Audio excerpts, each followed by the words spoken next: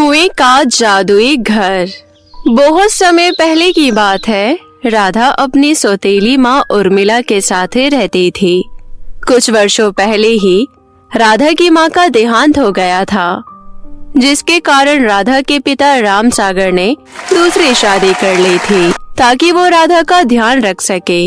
राधा की सौतेली माँ का नाम उर्मिला था और उसके एक भी औलाद नहीं थी, परंतु फिर भी वो राधा को बिल्कुल भी पसंद नहीं करती थी। उर्मिला राधा के पिता सागर के सामने राधा से झूठा मूठा प्यार का दिखावा करती थी और सागर के काम पर चले जाने के बाद उस पर बहुत सारा अत्याचार करती थी। सागर फैक्ट्री में मजदूरी का काम किया करता था। सागर की फैक्ट्री एक शहर में थी, इसलिए सागर अपनी फैक्ट्री में ही रहता था ताकि वो फैक्ट्री से घर आने जाने का किराया बचा सके, और सागर महीनों महीनों पर ही घर आता था।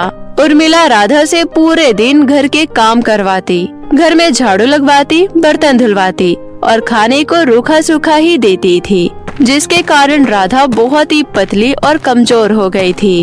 उर्मिला बहुत ही चालाक और खड़ूस थी, जो अपने फायदे के लिए कुछ भी कर सकती थी। सागर जब भी शहर से घर आता, वो अपनी बेटी राधा के लिए ढेर सारे उपहार लाता था, जिन्हें देखकर राधा बहुत खुश होती थी। परंतु राधा की खुशी उर्मिला से देखी नहीं जाती थी और सागर के शहर जाते ही वो राधा से उसका सारा सामान छीन लिया करती थी।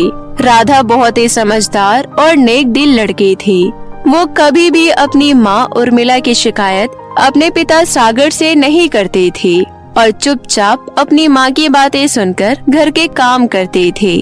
उर्मिला ने राधा को कभी भी स्कूल नहीं भेजा और न ही उसको अच्छे अच्छे कपड़े दिए और न ही अच्छा खाना। उर्मिला का अत्याचार दिन पर दिन राधा पर बढ़ता ही जा रहा था। राधा उर्मिला को एक आंख नहीं भाती थी, इसलिए वो अब राधा को जान से खत्म करने की सोचती है। तभी राधा के दिमाग में एक आइडिया आता है और वो राधा को जंगल से एक पुराने भूतिया कुएं से पानी लाने को कहती है।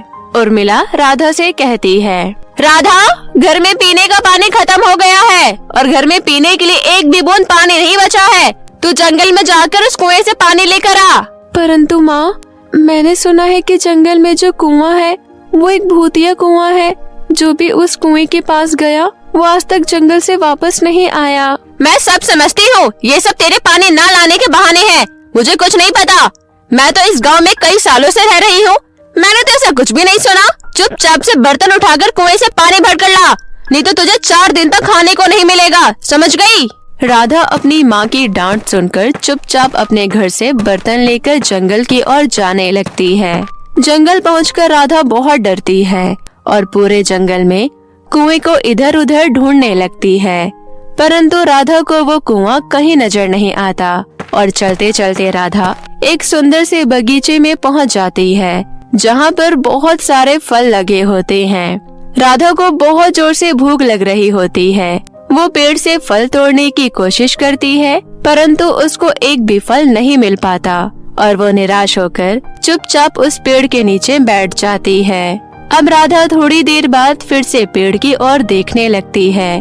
तभी राधा को पेड़ पर एक काली चुड़ैल दिखाई देती है, जो दिखने में बहुत ही डरावनी होती है। राधा चुड़ैल को देखकर बहुत डर जाती है और वहाँ से दुम दबाकर भागने लगती है।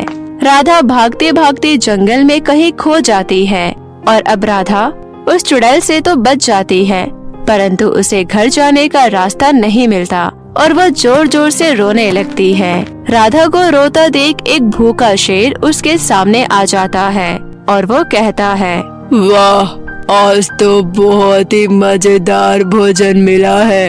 मैंने वैसे भी एक हफ्ते से कुछ नहीं खाया और अब तो मैं तुम्हें खाकर एक हफ्ता और रह लूंगा। चलो जल्दी से अब मेरा शिकार बन जाओ।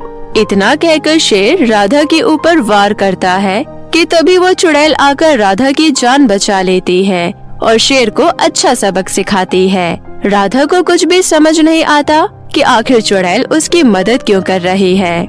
फिर वो चुड़ैल कहती है, देखो लड़की, तुम जो भी हो, तुम्हें मुझसे डरने की कोई जरूरत नहीं है। मैं एक चुड़ैल ही तो हूँ और मैं तुम्हें बता दूं कि मैं कोई बुरी चुड़ैल नहीं हूँ। बल्कि मैं जंगल में इस जंगल की सुंदरता की रक्षा करती हूँ, ताकि कोई भी जंगल के वृक्षों को आकर ना काटे। तुम्हें मुझसे डरने की जरूरत नहीं है, मैं किसी को भी नुकसान नहीं पहुँचाती हूँ। परंतु मैंने सुना है कि इस जंगल में जो भी आता है वो जंगल से वापस नहीं जाता, तो फिर वो कहाँ जाते हैं? राधा, ऐसी कोई बात नहीं है।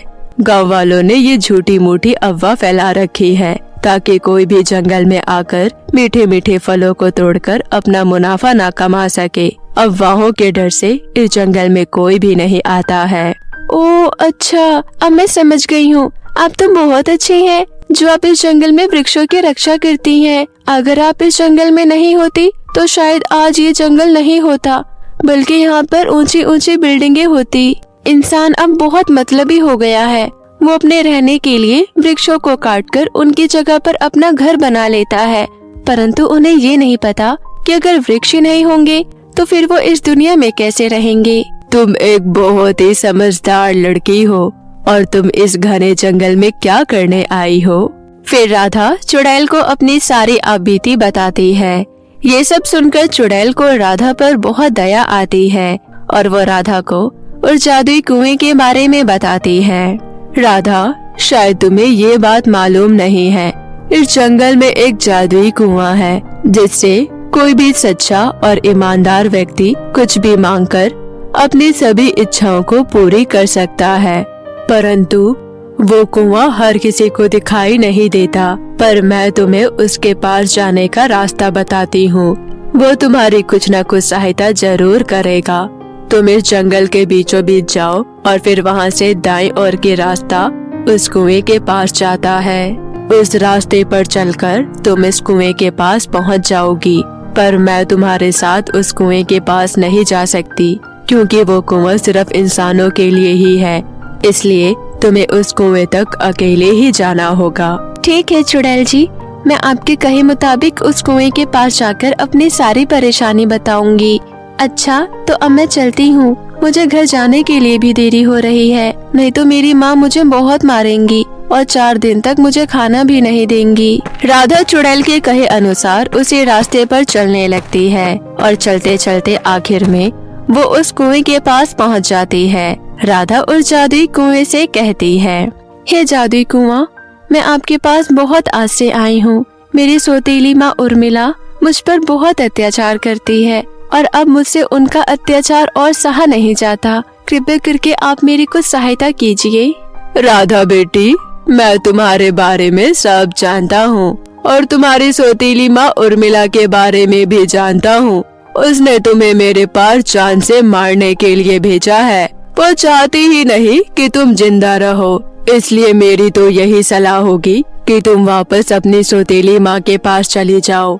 अगर तुमने मेरी बात नहीं मानी तो मैं तो तुम्हें कुछ नहीं करूँगा, परंतु तुम्हारी सौतेली माँ जरूर तुम्हें कुछ न कुछ कर देगी और तुम्हें जीने नहीं देगी।